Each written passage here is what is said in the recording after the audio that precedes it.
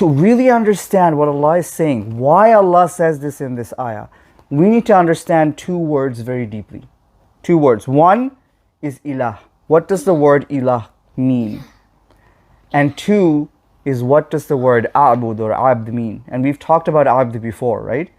We've talked about abd. Abd means, literally it means slave. And the word ilah means, it's loosely translated as God. Loosely translated God. But I'm going to share with you some things that I found, literary meanings of these words that really help us to understand what Allah is saying.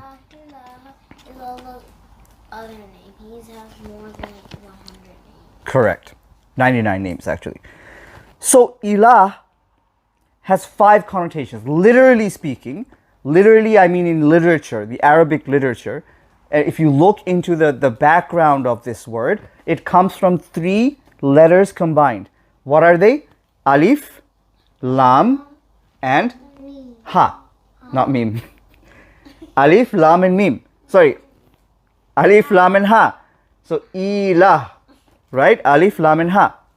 So scholars have gone into the literary background, into ancient Arabic language. So the connotations that come from this word, number 1, is someone who has become confused and perplexed. Someone who's utterly bewildered, doesn't know what to do. They've lost their direction in life, or they've lost their direction entirely. And they seek the shelter of someone or something that will be able to guide them. What did I just say? Someone who is completely confused, bewildered. They're in the dark. They're lost. They need some guidance. Bewildered is another synonym of confused. It's a extreme form of confused. Like you're completely gone. You don't understand anything. What's happening? Again, was Musa alayhi salam lost? Yes.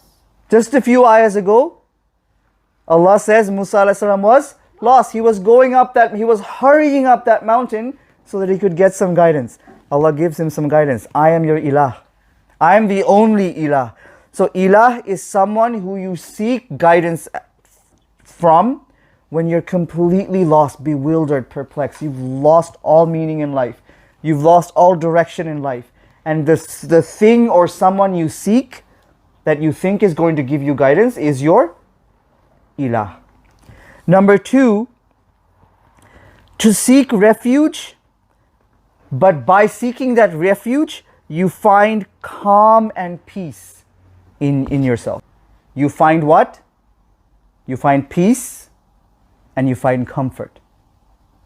So, like, it's cold. It's cold. You're really, really cold, and then you go under the blanket. And that's a shelter for you, right? And that shelter gives you what? Warmth and comfort. It gives you comfort and peace and warmth.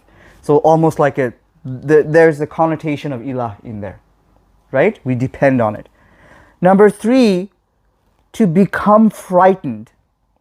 And in that moment of fright, you find protection and shelter in something, is also a connotation of ilah. Now, here, are you listening?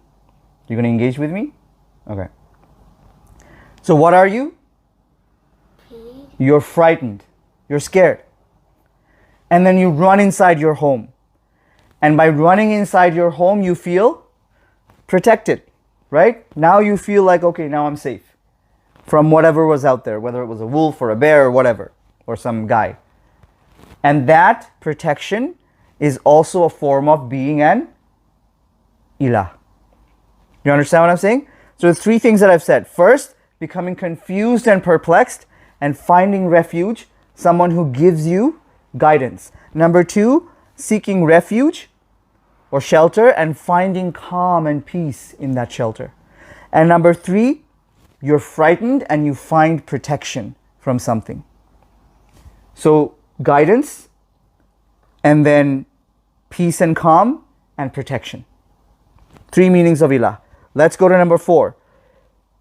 Turning to someone eagerly because of an extreme love you have for them.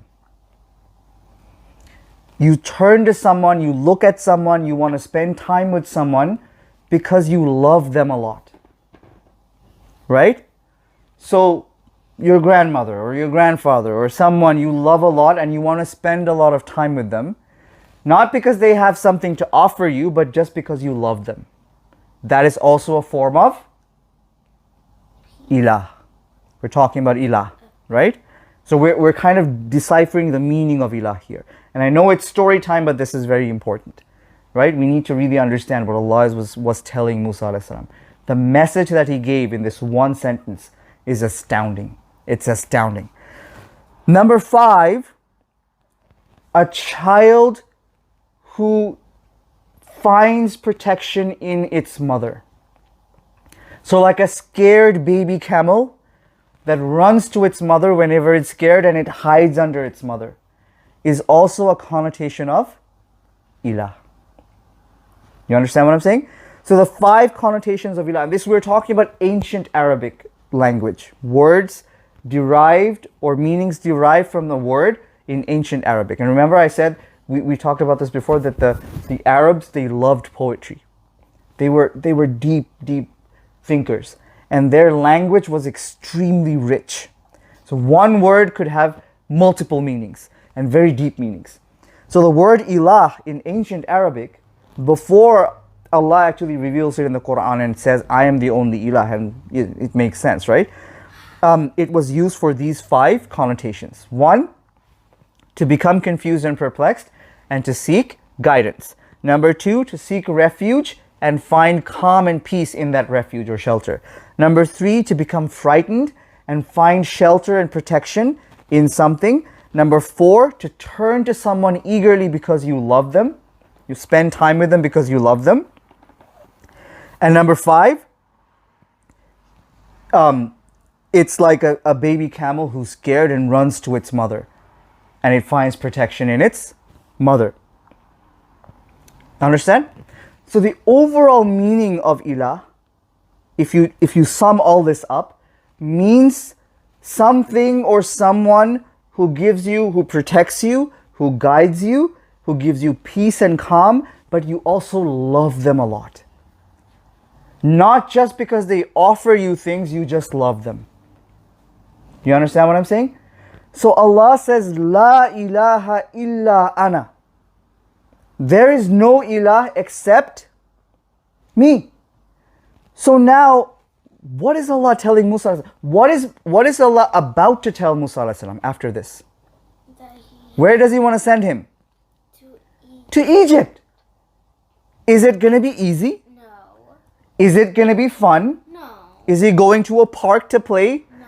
He's going to talk to the most powerful man in the region, and this man might be his stepfather, but is he a nice man? He's not a nice guy. Has he killed before?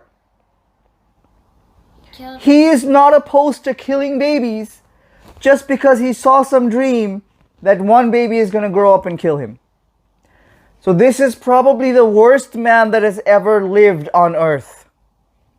And Allah is about to tell him, go to him and tell him about me. He was also about to kill Musa.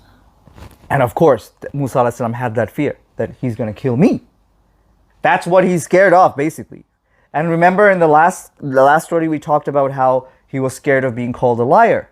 And he got disrespected. He was scared of being humiliated, right? He wanted his brother to go in his place, and the last thing he was scared about was being killed. So there's a whole array of things in his mind that he's scared of to go back to Firaun.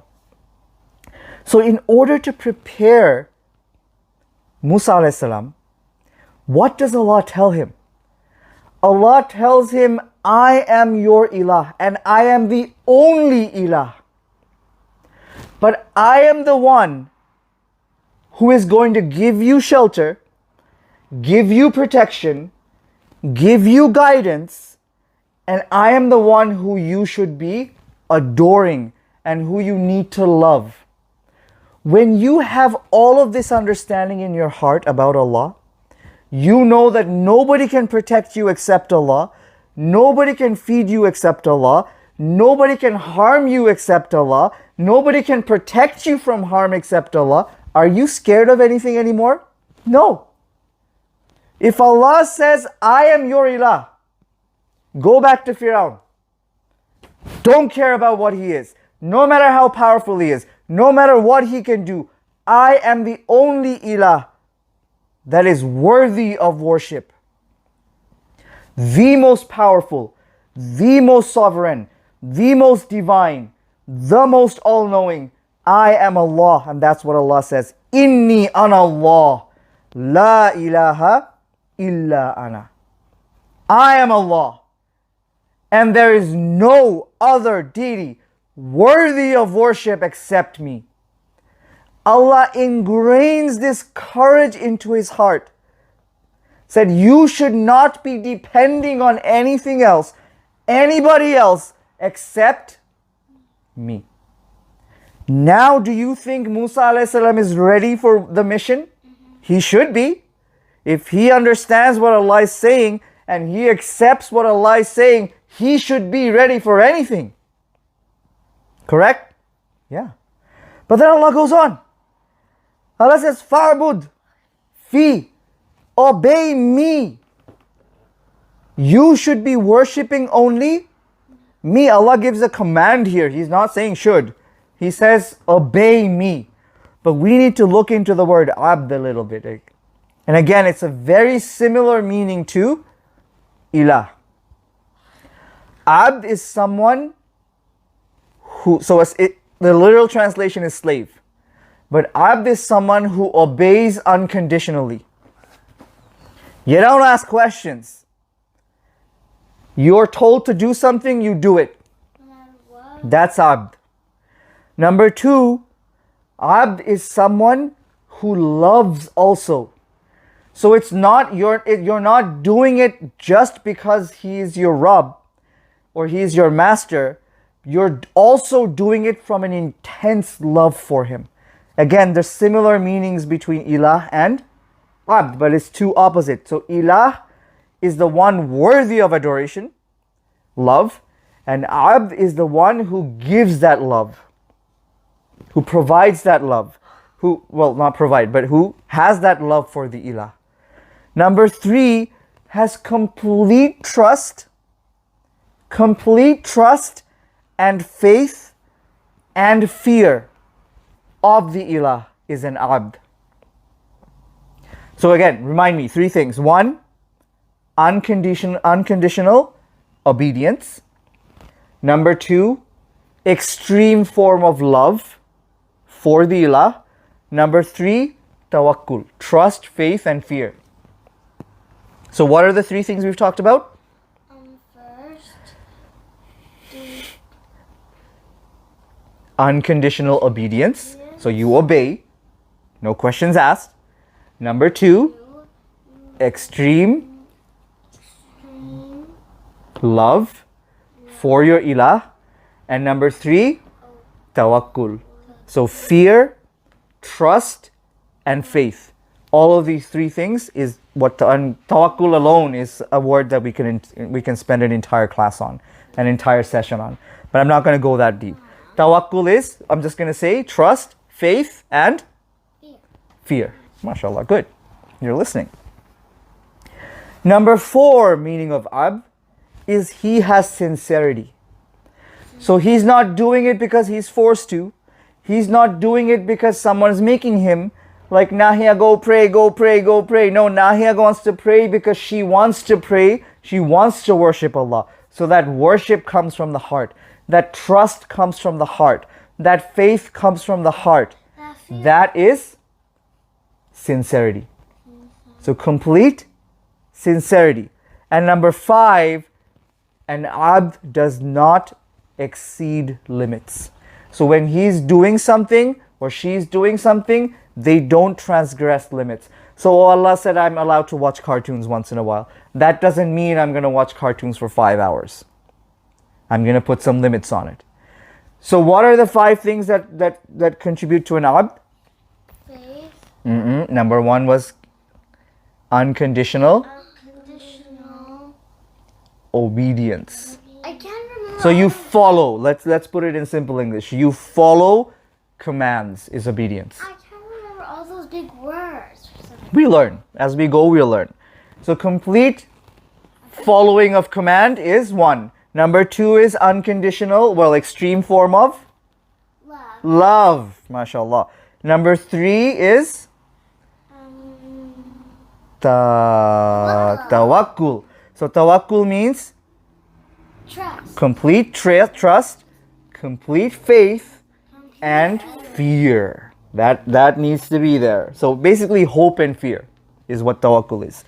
Number 4, complete Love. sincerity. It comes from the heart. You do it because you want to. You do it because you understand its importance. And that's what sincerity is. You do it from the heart. And number 5, you stay within limits. Limits. So Allah says, enslave yourself to me. But then, because of all these connotations, what is Allah saying?